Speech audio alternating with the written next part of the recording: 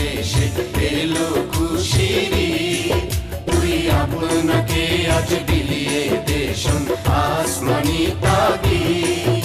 ওমন রমজানের ওই রোজার শেষে এলো খুশির ঈদ।